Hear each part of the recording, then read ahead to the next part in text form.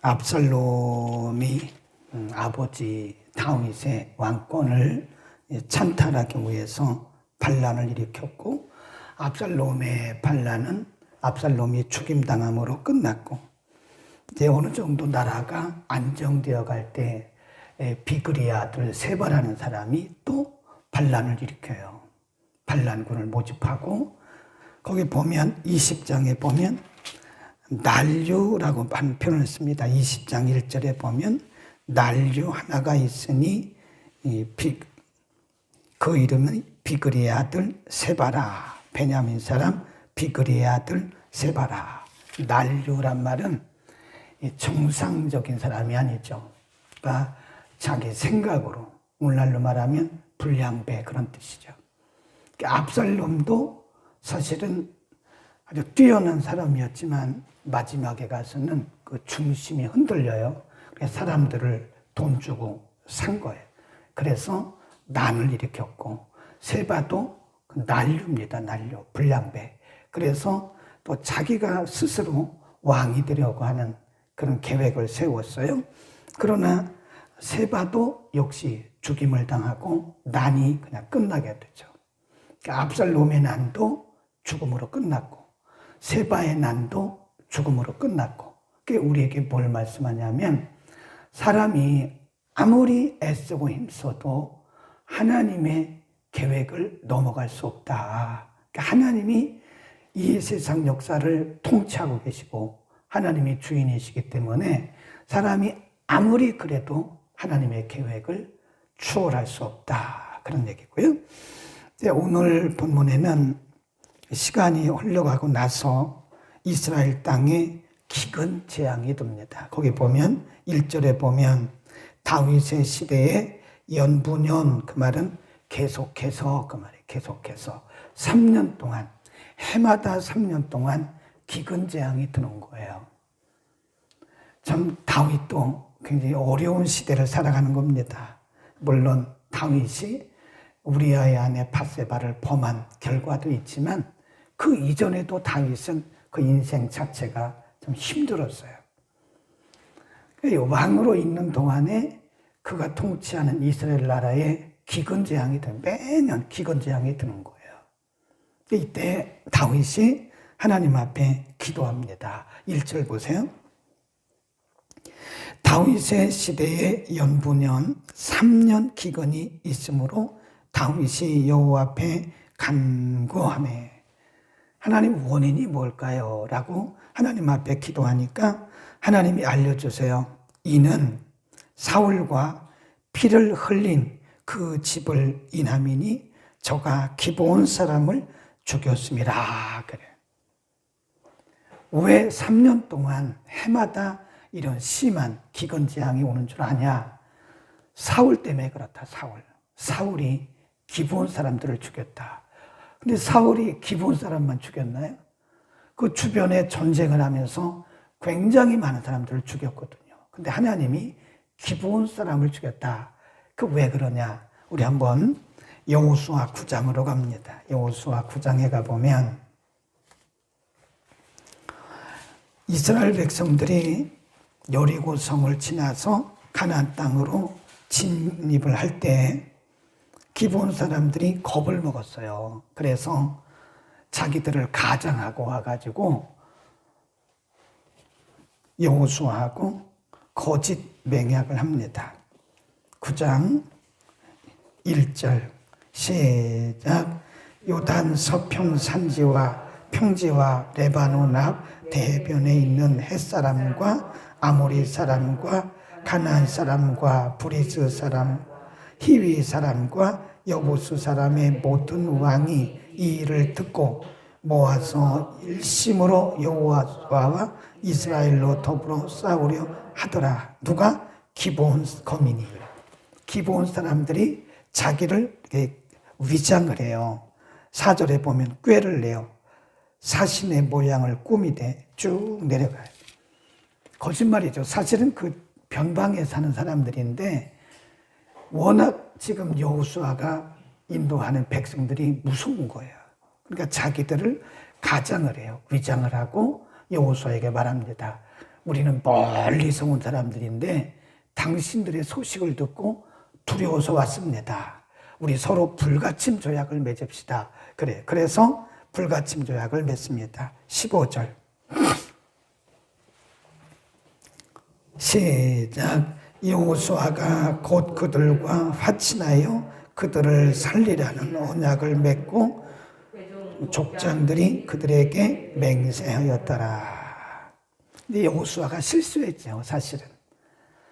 하나님께 여쭙고 하나님 이들과 언약을 해도 됩니까? 안 해도 됩니까? 여쭤봐야 되는데 그 앞에 보면 하나님 앞에 묻지 않고 그랬어요. 14절 보세요. 무리가 그들의 양식을 취하고 어떻게 할 것을 여호와께 뭐하고 묻지 않고, 그러니까 가져온 그 양식만 보고 그냥 덥석 계약을 맺은 거예요. 그게 국가 간의 조약입니다. 국가 간의 조약. 그거는 아무리 여호수아가 속았어도 지금 속은 거잖아요. 속고 국가 간의 조약을 맺은 거거든요. 근데 그래도 그건 지켜야 되는 거예요. 그러니까 그거를 하나님이 가르쳐 주시는 거예요. 그때 일을 상기시키면서 그래서 그런 거다. 거기 보세요. 다시 본문으로 가서 2절. 21장 2절. 기본 사람은 쭉 나오잖아요. 이렇다는 거예요. 이게 바로 여호수아 9장을 기본으로 하는 말씀이에요. 그러니까 다윗이 기본 사람을 불러요. 내가 어떻게 하면 좋겠냐. 응? 거기 3절 시작. 다윗이 저희에게 묻되 내가 너희를 위하여 어떻게 하랴. 내가 어떻게 속죄하여야 너희가 여호와의 기업을 위하여 복을 빌겠느냐. 그래. 그 다윗이 참 사람이 된 사람이에요. 그까짓 저 기본 사람들, 하찮은 사람들이에요. 나라도 조그맣고 우리로 하면 그냥 한 동만도 못해요. 조그만 아주 약자입니다. 약자. 그 별 수 없는 사람들이고 하찮은 사람들인데 뭐 그러거나 말거나 무시할 수 있습니다. 다윗이 기본 사람들을 불러요. 그 물어봐요. 그러면 우리가 어떻게 하면, 너희에게 어떻게 해주면 너희가 우리를 위해서 복을 빌어주겠냐. 그러니까 기본 사람들이 이렇게 말해요. 4절. 기본 사람들이 대답하여 사울과 그 집과 우리 사이에 일은 은금에 있지 아니하니 이스라엘 가운데서 사람을 죽이는 일은 우리에게 있지 아니하나이다. 왕이 가로되 너희의 말하는 대로 시행하리라. 저희가 왕께 고하되 우리를 학살하였고 또 우리를 멸하여 이스라엘 경내에 머물지 못하게 하려고 모해한 사람의 자손 7을 내달라. 그 누구예요? 사울의 후손들이죠. 우리를 이렇게 우리 경내에서 우리를 이렇게 멸하고 사람을 죽인 그 사람의 후손들을 내주시오. 그런 거예요. 그게 누구냐면 사울의 후손들입니다. 그러니까 다윗이 말하기를 너희의 말하는 대로 시행하리라. 그래요. 그리고 사울의 후손들 거기 보면 5명 쭉 내려가 봅니다. 5명을 내줘요. 8절. 그래서 5명을 죽습니다.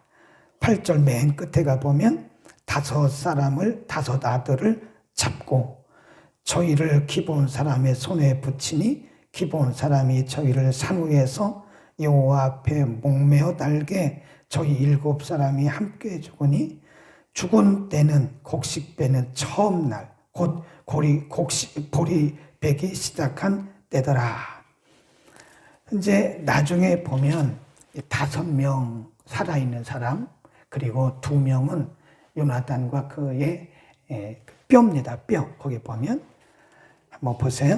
쭉 가보면 11절 12절 시작. 다윗이 가서 사울의 뼈와 그 아들 요나단의 뼈를 길르앗 야베스 사람에게서 취하니 이는 전에 블레셋 사람이 사울을 길보아에서 죽여 벳산 거리에 메어단 것을 저희가 가만히 가져온 것이라. 다윗이 그곳에서 사울의 뼈와 그 아들 요나단의 뼈를 가지고 올라오매 사람들이 그 달려 죽은 사람의 뼈를 거두어다가 사울과 그 아들 요나단의 뼈와 함께 베냐민 땅 셀라에서 그 아비 기스의 장사요 모든 왕의 명대로 쫓아 행하니라. 거기까지. 그러니까 사울의 뼈, 사울의 아들 요나단의 뼈, 그 뼈고요. 그 당시 사울의 후손들 5명을 죽여요. 그러니까 7명이 되잖아요. 그러니까 다 기브온 사람들이 원하는 대로 다 해준 거예요. 그리고 나서 14절 맨 끝을 보세요. 그 후에야, 시작. 그 후에야 하나님이 그 땅을 위하여 기도를 들으십니다. 그래서 그 땅에 이제 기근이 없어지게 된 거예요. 이 상황을 잘 보셔야 됩니다. 다윗이 통치하는 시대에 3년 계속해서 기근 재앙이 들었어요. 다윗이 하나님 앞에 물어봐요. 이유가 뭘까요? 그것은 기브온 사람들에게 피를 흘린 까닭이라. 하나님이 가르쳐 주신 거예요. 그때 이 계약을 기억나게 하신 거예요. 기브온 사람을 불러요. 어떻게 하면 좋겠냐? 사울의 후손들의 뼈를 다 우리에게 달라. 그 말은 다 죽이라 그 말이에요.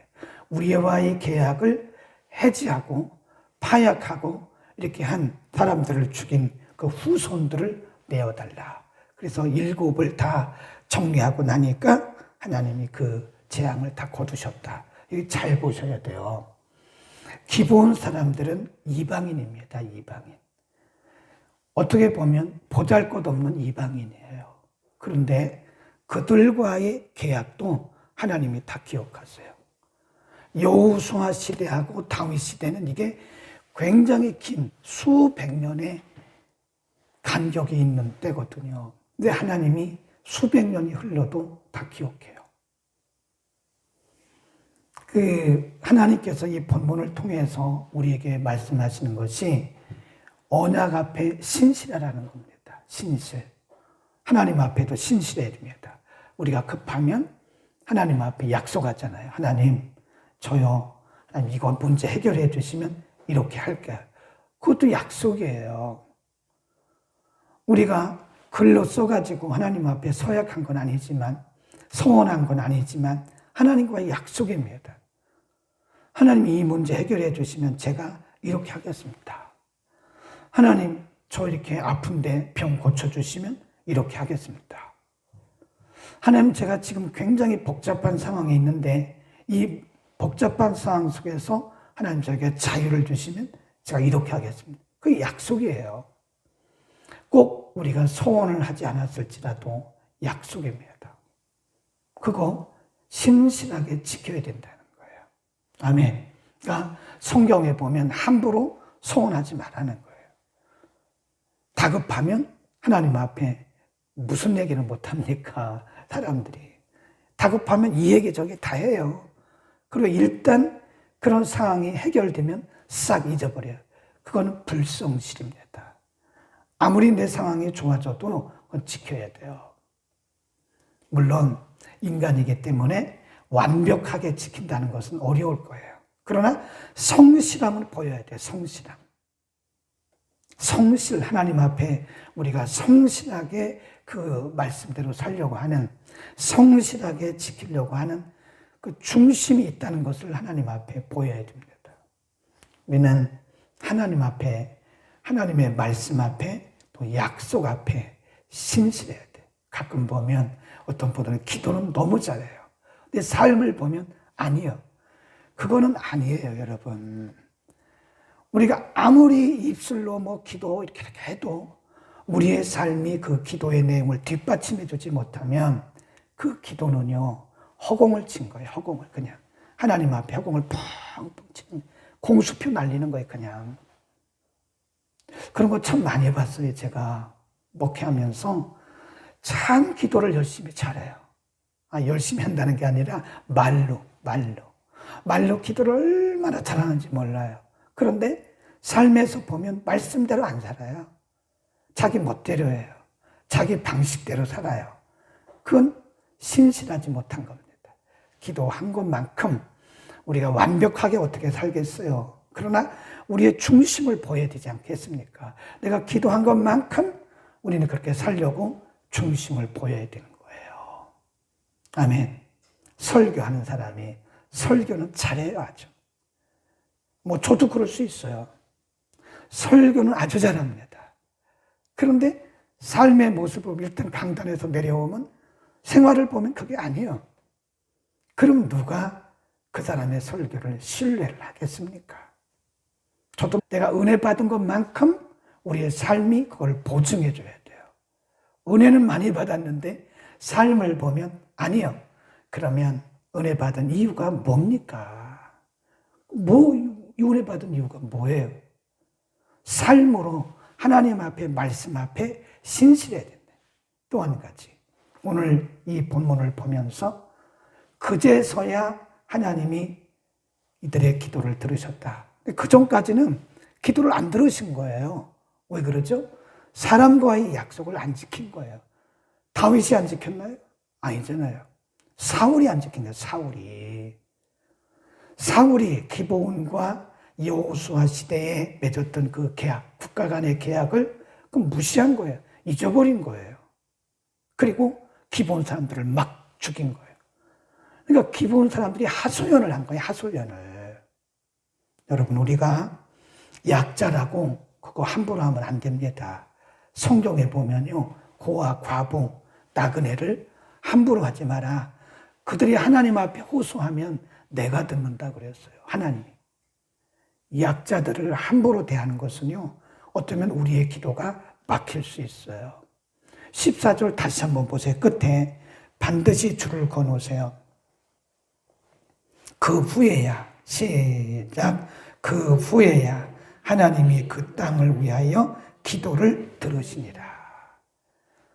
그들의 애타는 그런 마음, 그들의 참 그 마음, 한 맺힌 그들의 마음, 그거를 다 풀어준 다음에 하나님이 그들의 기도를 들으셨다고 말씀해요.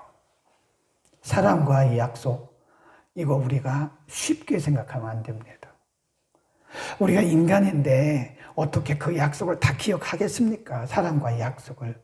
그러나 우리가 기억되는 것은, 기억나지 않는 것은 어떻게 하겠어요?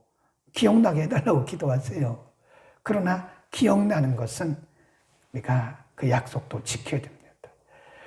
그냥 남발하지 말라는 거예요. 그냥 이렇게 해줄게, 이렇게 해줄게, 이렇게 남발하지 말라는 거예요. 지금이야, 우리가 지금 마음 같으면 우리가 뭔 못하겠어요. 그런데 상황이 달라질 수 있어요. 그래도 지키라 이거예요. 그래도 상황이 달라져도 어떻게 100% 지킬 수 있겠습니까? 어쨌든 지키는 중심이라도 보이라는 거예요. 응? 우리가 사람과의 약속 앞에도요, 신실해야 됩니다. 그래야 우리의 기도가 응답될 수 있어요. 기도만 많이 한다고 되는 게 아니에요. 네. 하나님 앞에도 신실해야 되고, 또 사람과의 약속도 우리가 지킬 수 있도록 노력을 해야 되는 겁니다. 아멘. 하나님이 여기서 우리에게 뭘 말씀해 주시느냐? 신실하라, 신실. 하나님 앞에서도 신실. 사람과의 약속도 우리가 100%는 못 지킨다 할지라도 지키기 위해서 애를 써야 된다. 기억나는 것이 있으면 우리는 지켜야 됩니다. 우리는 굉장히 이기적이에요. 저도 마찬가지고 여러분도 그럴 겁니다. 우리는 굉장히 이기적입니다. 나의 필요에 따라서 우리는 약속도 하고, 나의 필요에 따라서 핑계도 대고, 나의 필요에 따라서 버리기도 하고 그렇습니다. 우리가 이 다윗과 요나단에 대해서 공부했잖아요. 그 요나단도 그렇고 다윗도 그렇고 서로 약속을 했거든요. 근데 다윗이 요나단과의 약속을 지키려고 무던히 노력을 하잖아요. 네, 사울의 그 손자 절뚝발이 다리옥 저려요. 그 사람을 왕궁에 들여가지고 자기 왕자처럼 평생을 왕궁에서 같이 식사하고. 그 왜 그러죠? 요나단과의 약속을 지키려고 그러는 거예요. 지키려고. 그 신실한 거죠. 우리는 하나님 앞에서도 신실하고. 혹시 기억나는 거 있나 보세요. 하나님 앞에 약속한 거. 예. 다 못 지키면 죄송하다 그러고도 말하세요. 하나님 죄송합니다. 제가 그때 철이 없어가지고 그냥 너무 막 들떠가지고 흥분해가지고 한 건데 하나님 용서해 주세요. 회개라도 하라니까, 회개라도. 그것도 안 하고 떳떳하게 그때는 뭐 그럴 수밖에 없었죠. 뭐 이렇게 하면 안 된다는 거예요. 사람 앞에도 마찬가지예요. 아무리 하찮게 보이는 아이들도요. 아이들에게 약속했으면 지켜야 됩니다. 애들 그까짓 거 뭐 큰일 나요. 큰일 납니다. 사람 앞에도 아무리 연약해 보이는 사람일지라도 심지어는 애들에게라도 한 약속은 지키려고 애를 쓰란 말이에요. 애를. 당연하게 그렇게 잊어버리지 말고 애라도 쓰라는 거예요. 애라도. 회개라도 하라는 거예요. 기도하겠습니다. 거룩하신 우리 아버지, 오늘 하나님께서 3년 동안이나 계속해서 연속해서 이스라엘 땅에 기근재앙을 내리실 때에 그 원인이 무엇인가를 가르쳐 주셨고 다윗을 통해서 그 원인이 되는 일들을 행함으로써 드디어 하나님이 그 땅에 내리셨던 모든 재앙을 거두시고 그들이 드렸던 기도를 들으신 것을, 응답하신 것을 오늘 상고했습니다. 오늘 본문의 말씀이 우리에게 주시는 것은 하나님 앞에 신실하고 말씀 앞에 신실하고 사람에게도 신실할 것을 우리에게 가르쳐 주셨습니다. 하나님, 우리 모두가 너나 할 것 없이 연약한 인생들입니다. 우리가 다급하면 약속도 하고 소원도 하고 기도도 하고, 그러나 우리의 상황이 좋아지면 우리의 마음이 쉽게 변하는 것을 주님 아십니다. 우리의 마음을 다시 돌이키게 하시고 하나님과 사람 앞에 신실한 모습으로 살아가도록 우리를 축복하여 주옵소서. 혹시 우리의 기도가 신실하지 못한 우리의 모습 때문에 응답되지 않는 것은 없는지 잘 돌아보게 하시고, 기도를 많이 하는 것도 중요하고 성경을 많이 하는 것도 중요하고 우리가 성경을 깊이 하는 것도 중요하지만 우리의 삶이 우리의 기도와 우리의 지식을 잘 증명해 볼 수 있도록 하나님 축복하여 주옵소서.